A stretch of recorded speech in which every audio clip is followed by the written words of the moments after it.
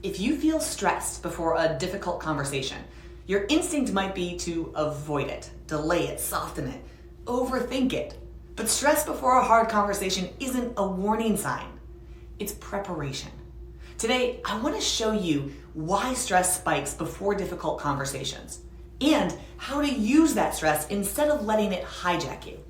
Welcome to the Fearless Stress Lab. I'm Dr. Rebecca Heiss, and for the next few minutes, we're going to run an experiment.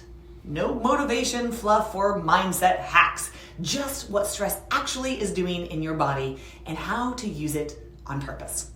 Right before a hard conversation, people tell me that they feel a tight chest, racing thoughts, rehearsing every possible outcome, fear of saying the wrong thing. And then the story shows up.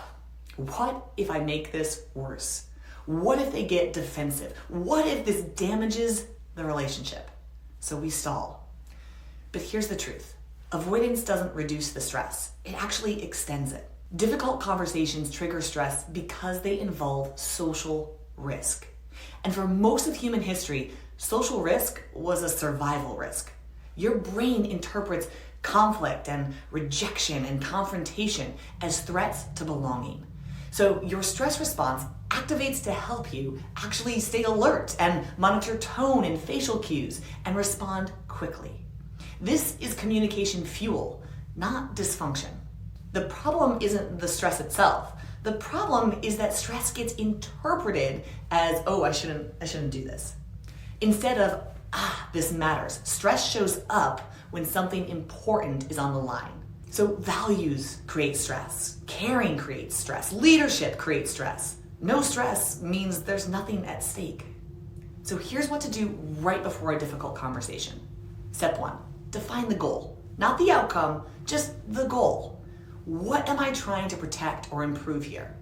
Step 2, give stress a job. Say, this energy is here to help me blank. Maybe it's communicate clearly or stay engaged. Step 3, slow your words, not your body.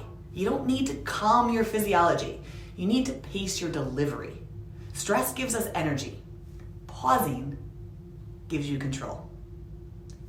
Difficult conversations feel stressful because they matter. That stress is not the signal to stop. It's the signal to step in prepared. So we're not avoiding the pressure, we're training for it. If this content was useful, there's a lot more like it inside my Fearless Stress Lab series. And if you want to go even deeper, I've built out a masterclass that teaches exactly how to train your stress response to work for you. Just comment Fearless below and I'll send you my first chapter of my book completely for free. So stay stressed, my friends, but let's all learn to fear it a bit less.